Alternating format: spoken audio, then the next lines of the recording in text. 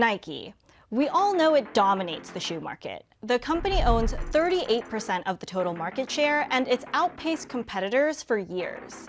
But with sales falling in Q1 this year, Nike is facing its worst performance since the late 1990s. And this past February, Nike announced that it will lay off 2% of its workforce as part of its plan to cut $2 billion in costs. So many challenges that Nike has to face right now. Today, there, in my opinion, has never been a better time to be a small brand. While newer brands have been gaining ground and longtime rivals have seen their sales soar, Nike's shoes are continuing to stack up on clearance racks. The pressure's on, and Nike is trying to recover from the crucial missteps it took in recent years and pick back up in the areas it used to own in. Now that the company is shifting priorities, Nike might be getting the boost it needs.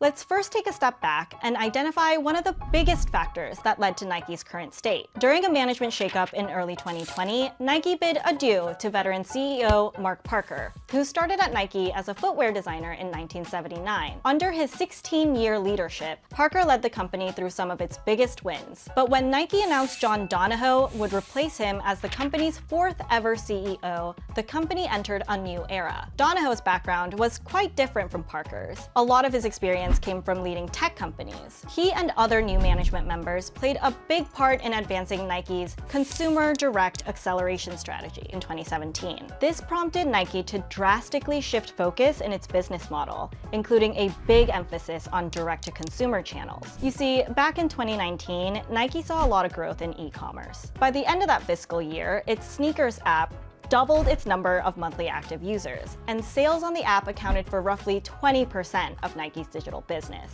which put Nike in a good strategic position when the pandemic hit, and e-commerce became key for many companies' survival. At this point, Donahoe doubled down on the company's ongoing initiatives, and in one earnings call, Donahoe said, "The consumer today is digitally grounded and simply will not revert back." But if this year has taught us anything, it's that betting on yourself might not always be the right move.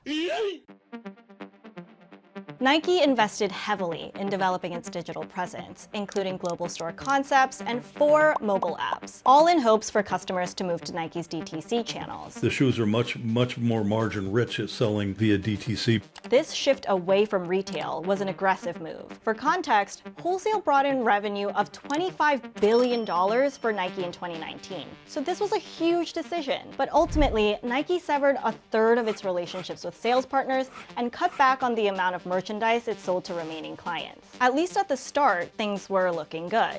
Membership to Nike's digital platforms grew to 160 million users, and by May 2020, digital channels accounted for 30% of Nike's sales, which was about 3 years ahead of schedule. But that's as far as it got. Nike never reached that 50% goal that Donahoe initially anticipated. Once lockdowns lifted, consumers started to go back to brick-and-mortar stores, and that's when Nike's direct sales started to see a change in course. To add to the matter, Nike was one of the many companies that faced significant supply chain headwinds during the pandemic. Come the latter half of 2022, several seasons worth of products finally arrived at Nike's warehouses, and the company was suddenly hit by an inventory tsunami, amounting to nearly $9.7 billion.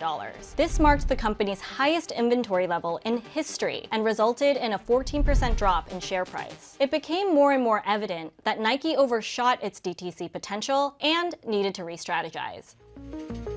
They pushed way too hard and fast on trying to grow their own DTC business at the expense of their wholesale partners. Stuck managing its own inventory, Nike attempted to protect its brand value by selling many of its products through widespread discounting, but not just on their own. At the time, there was a strong demand for Nike products from wholesale channels. I think they've come to a realization that they need those partners to bring products to consumers where they can't reach them otherwise. So Nike, like the sorry ex, came crawling back to some of its wholesale partners. And while these companies welcomed Nike back with open arms, this rekindling of sorts wasn't a fix-all solution.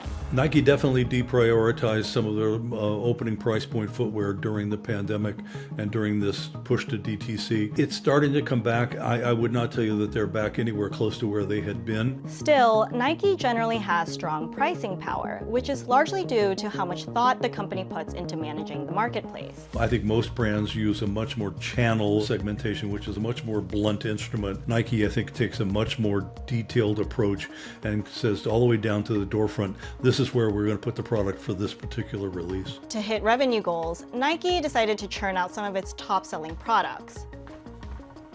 Like these, the Pegasus and the Air Force Ones, but not quickly enough, because fashion is a fickle industry. And sales are weakening due to fluctuations in consumer demand and competitive pressure. In fact, retailers are continuing to slash prices on Nike sneakers at a rate that's nearly double the amount 2 years ago. The Nike looks really tired at retail. Living on a new colorway of an old established shoe is not a formula for success. Matt goes on to say that the turnover rate for fashion shoes is shorter than 5 years. But brands can extend the time span of a product line through scarcity, the lore of a product, if you will. The Jordan line, for instance, is a multi-billion-dollar brand that was built on this model. Nike releases often sold out within seconds. For example, in 2021, demand on the sneakers app grew by 70% compared to the year before. Nike only met 7% of that demand, meaning it was leaving profit on the table. So the company tried to meet more of the demand, but this turned out to be a double-edged sword. In making the product more widely available, the hype behind its product simmered. And now Nike announced that it too will go back to its OG approach and pull back on some of its big franchises. But really, these limited supply shoes are coveted by sneakerheads, and they only make up a small portion of Nike's total consumers. I think Nike's greatest emphasis right now is on the innovation side. The company's brand identity is so connected to its innovative culture, especially in one of Nike's legacy categories, performance running. Think of Phil Knight, the co-founder of Nike, who sold these shoes out of the trunk of his car. Nike's origin story was rooted in running shoes. When Nike dropped the ball on this front, it provided space for competitors to start eating at its market share. So while they have some innovation at the very top end of the market, that sort of real sweet spot of $100 to $150 where Hoka, On, Brooks, Asics are all winning. Many consumers shifted their interest to newer brands that boast unique, techie designs, like those thick foamy insoles from Hoka or On Running's patented cushioning system. I do not see Nike's #1 share position in jeopardy. Where companies can currently tap into Nike's vulnerability is in the sports lifestyle section.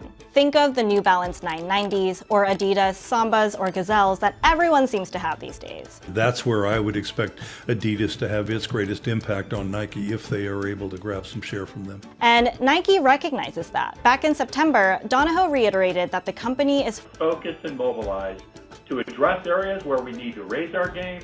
Remember, this is the company that has created some of the most cutting-edge pieces of shoe technology. The Air Max Bubble, Nike Flyknit, and even those shoes that could tie themselves. The big issue, though, is that this product takes months and months and months to bring to market. So while it's absolutely the right thing to do, it's not a quick fix. In a recent statement, Nike announced a new lineup of footwear and apparel products to kick off a multi-year innovation cycle. It's got to come season after season after season. It's not just one product or one platform. It's going to be continuous. Products that, according to them, will bring the innovation, performance, style, and comfort consumers will be excited about for years to come.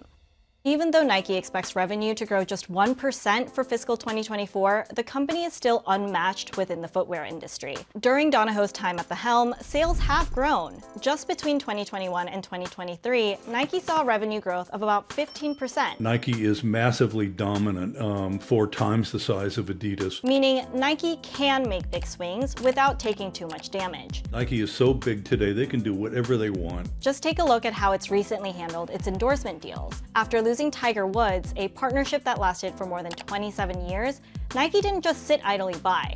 It went hard, outbidding competitors and landing a deal with Caitlin Clark. Nike also signed the German national soccer team to a kit partnership that ended a 70-year run with Adidas. The Olympics also is a potential catalyst for Nike, although it generally hasn't been a visceral driver in footwear. Where the Olympics have been important over the years is when brands have new products to introduce, free advertising, if you will. And while it hasn't been Nike's year, or years really, many experts still aren't betting against them.